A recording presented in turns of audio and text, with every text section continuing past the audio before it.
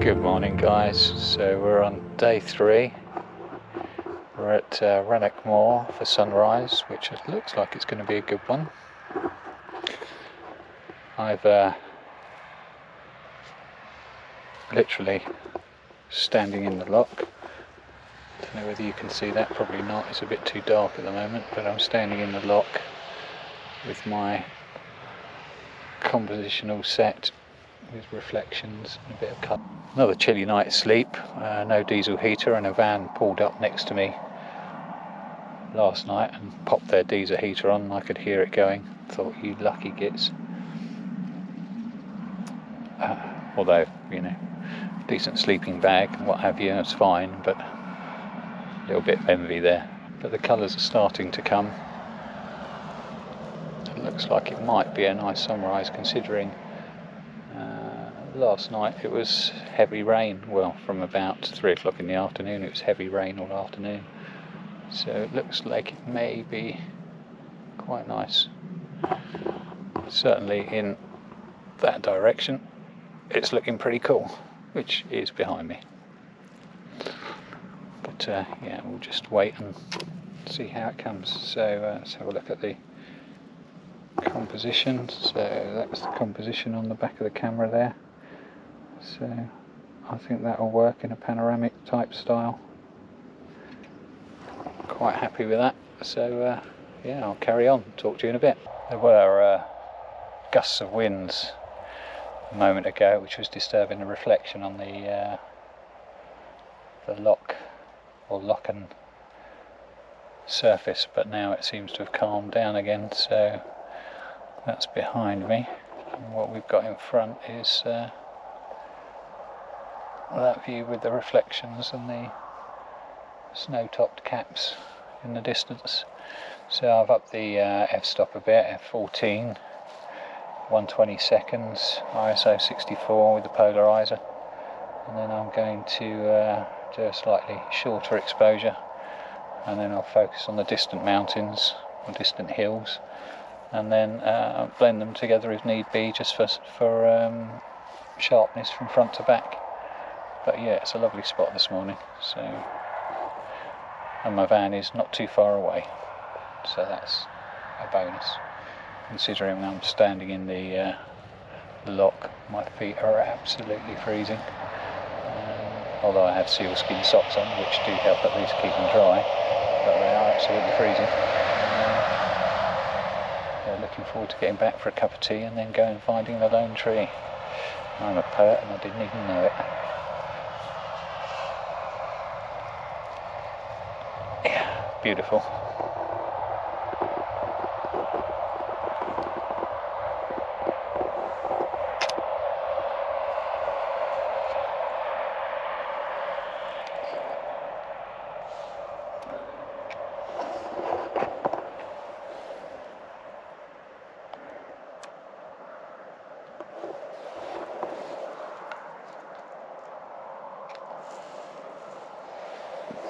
So again, I've gone to a slightly shorter exposure,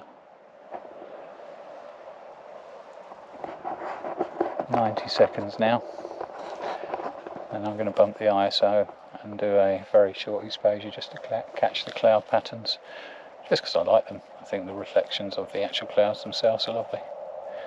So yeah, I'll carry on and talk to you guys in a bit. So I'm still at the same spot, but I've changed my composition slightly. So it's all about working compositions really. Don't wander off and find multiple compositions and take 2 or 3 shots for those and be satisfied.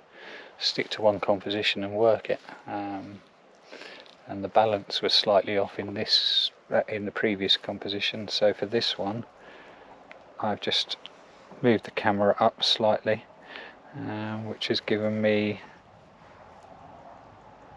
equal distance between various sections of the reflections of the rocks within the foreground elements, and a greater space above. Oh, the colours are starting to come through, so I'm going to start another one, check my focus point. Yeah, okay.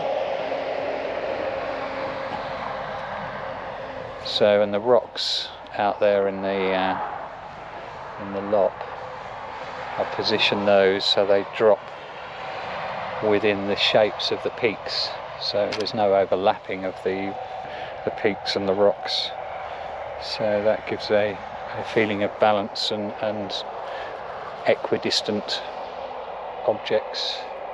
Equidistant, I like that. That's a nice word for the day. Don't know what it means, but it sounds good.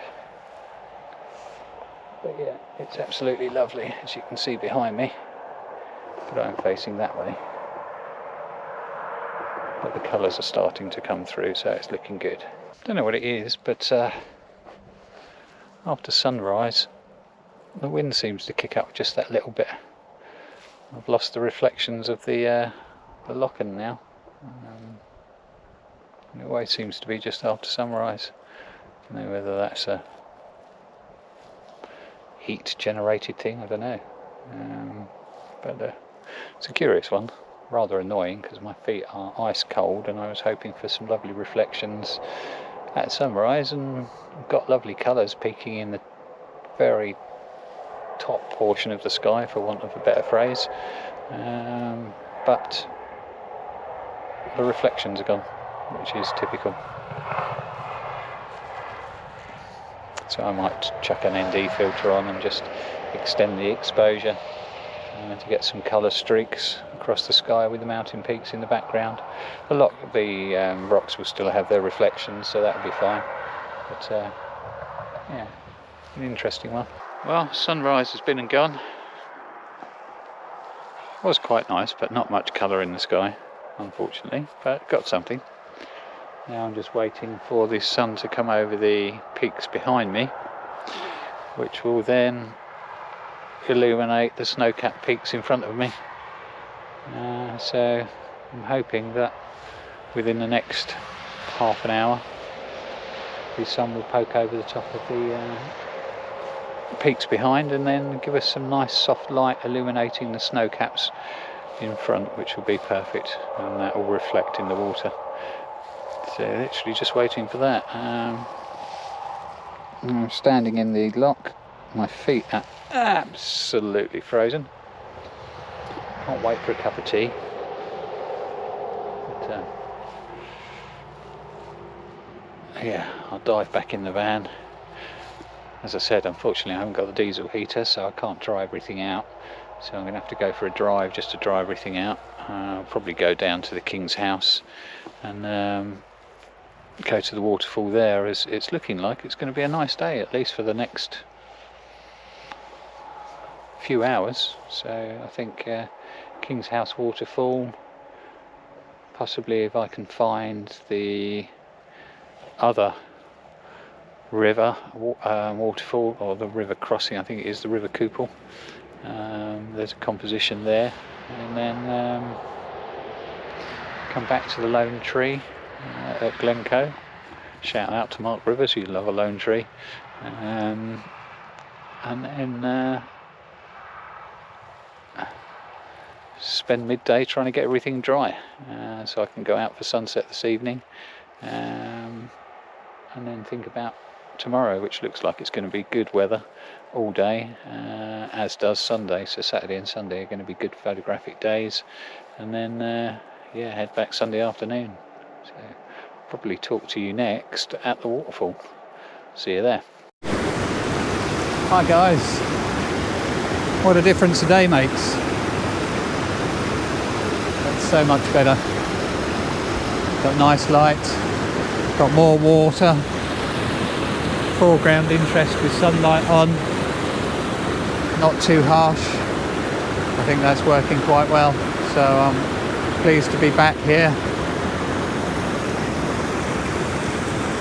I think that looks as though it might be a good composition, so I'm pleased with that. So I'm going to carry on my photography and see what it looks like. So I'll join you at the next location. Composition's the same, by the way, as yesterday, so haven't changed much. There's no point going through it again.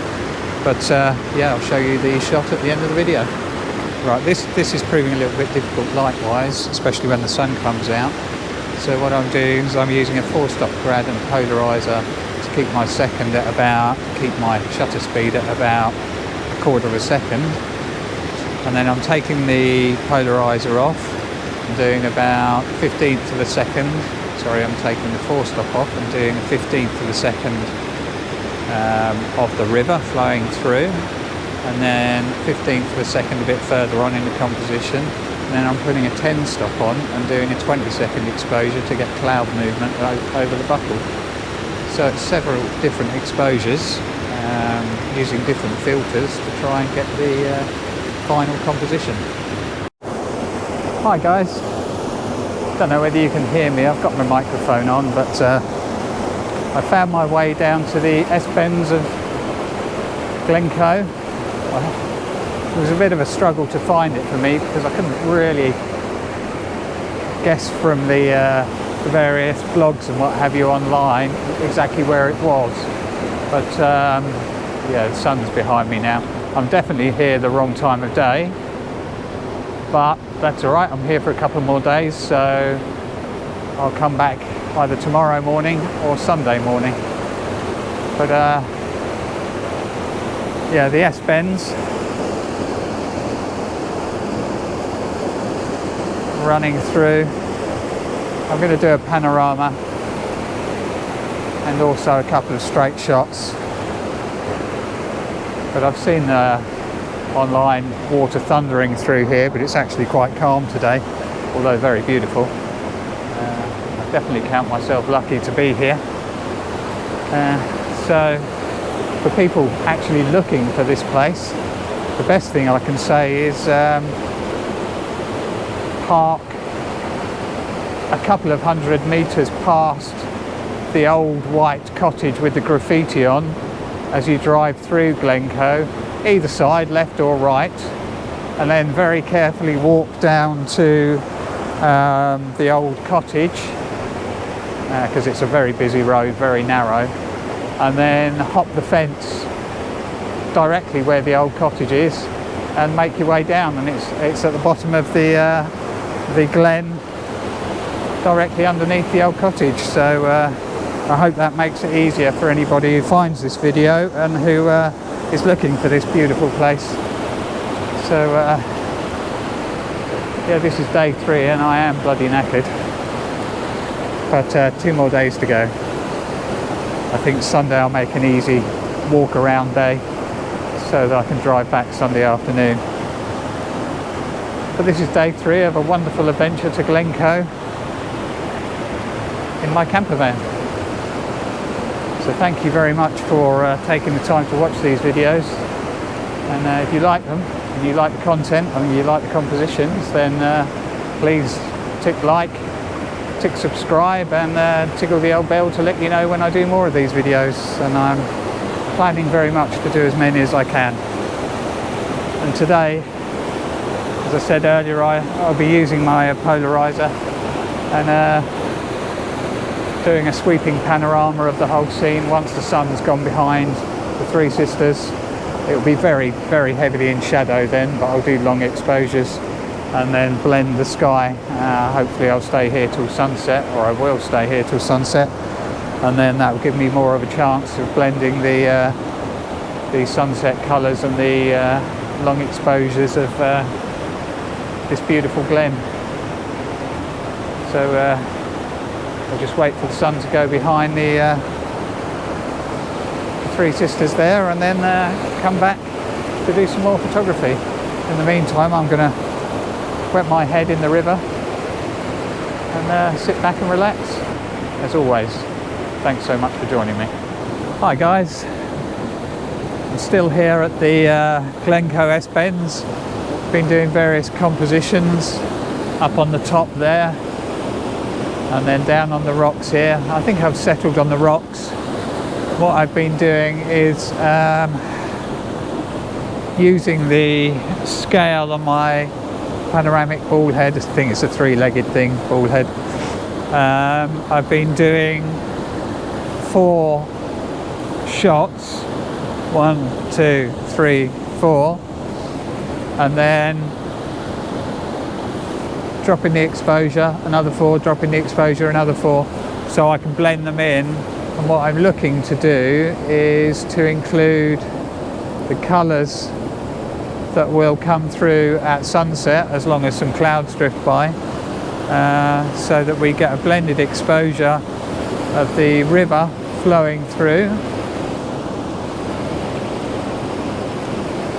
along with the striations of clouds moving over the Three Sisters. So it'll be a little bit of a blend job, but I'm not focus stacking. I'm f11, they're close enough not to worry too much about it, the Three Sisters that is, and hopefully that'll work. I'll come back here tomorrow anyway for tomorrow morning for sunrise, but that's the idea, so I'll pop it up at the end of the film. Temperature's really dropped in this glen. It's probably 2 or 3 degrees now. Definitely chilly. I was sweating earlier on, so got a bit of a climb back out, but not too bad. Got a lovely light up on the hill over there, but yeah, a bit of a climb out, and then back to the van for dinner. Chill out and charge everything up. Good morning guys. So I'm back down here at the Glencoe S-bends. Morning rather than evening, to get some of the light on the Three Sisters, and also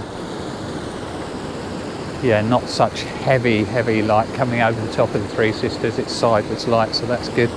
And I've got a pool just down the bottom there that at the moment is rotating. What I'm doing is a combination of shots. I've got a 4-stop filter, ND filter, at about 6 seconds, so I can get some rotation in that pool. And then I'm doing about 1/4 of a second exposure for the waterfall and the running water. And then I'm raising the camera very carefully, and then doing 2 exposures, one for the sunlight on the Three Sisters and adjacent mountain, and one for the clouds as they're passing by. So in general it will be a blend of 4 exposures to try and get the best features that I can from the scene as it is at the moment. There's not that much water pouring through, but yeah, it's a lovely spot, that's for sure. And at the moment I'm on my own, which is unusual here, I guess. So yeah, 6 seconds, f11, ISO 64, and then 1/8 of a second, or maybe 1/4 of a second, f14, ISO 64, and then probably 1/20th of a second, f14, ISO 64, for the mountains and the clouds, and then blend them all together. We'll see how it looks in the final shot. But I am going to do 1 shot of the overall scene just in case. So yeah, I'll carry on and I'll check back in with you guys in a little while. What a beautiful place.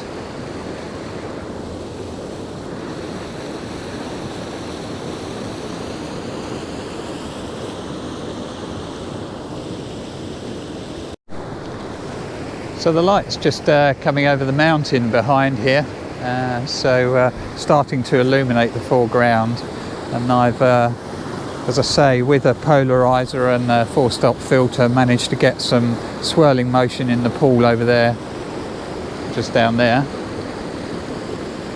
and then 1/6 of a second for some less milky water motion running through the S-bends, and then a combination of shots to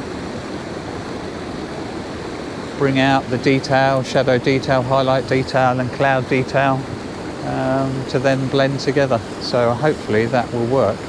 But the sun is just popping through again, so I'm going to carry on shooting, and then I'm going to move down onto the rocks below,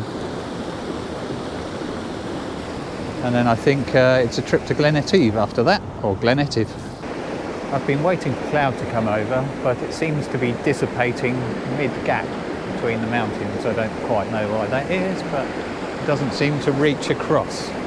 So in the meantime, I've come across from where people usually take their photos, and I think although the camera will be in a precarious position, as I will, I think a Vertorama of just the singular peak, one of the three sisters, I don't know her name, if you know her name, pop it in the comments, but I think a Vertorama of this composition with the tree over on the right hand side will work quite well, because we've got the S-bend leading out, which we don't usually see in most compositions. So I'm going to try that, maybe a 4-shot Vertorama or 3-shot Vertorama of different exposures to capture the highlights on the mountain, and obviously the depth of the water polarized, and then we'll go from there and see what it looks like. So I'll tell you my settings once I've done it, because at the moment I don't really know, but it may not even work, but I think it will actually make a nice scene. For some snow on the mountain though.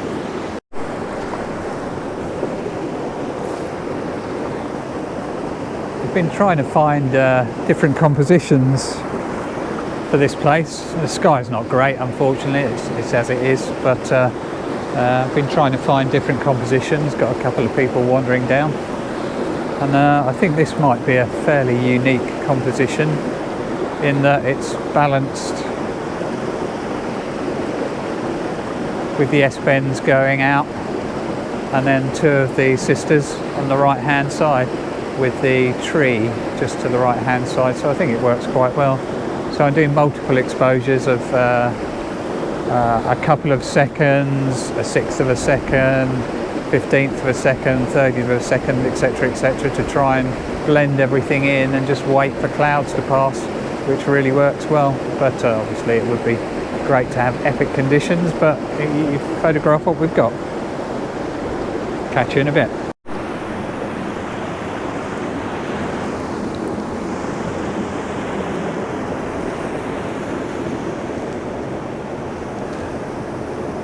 Well, I think that's it for my Glencoe adventure. It's been amazing, but the forecast now is for a couple of blue sky days, which isn't very interesting. It doesn't add to the drama, so I think it's time for me to say goodbye to Glencoe and say to you guys, thank you so much for watching, and if you like these videos, then please tick like, subscribe and tickle the bell for more exciting videos on the way. Thanks again for watching. See you soon.